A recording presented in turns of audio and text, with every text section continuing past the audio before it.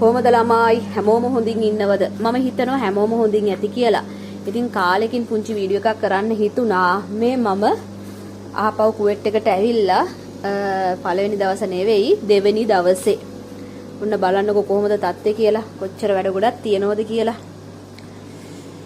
ඉතින් ජීවිතේ හැටි ඔහොම තමයි.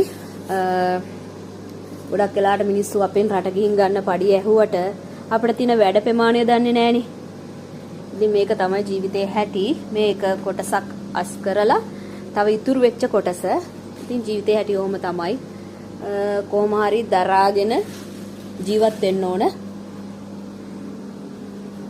ගණන් ගන්න දෙයක් නැහැ. මොකද අපි මෙහි ඇවිල්ලා තියෙන වැඩ කරන්නනේ. ඉතින් අපි ගන්න පඩියට හරියන්න වැඩ කරනවා.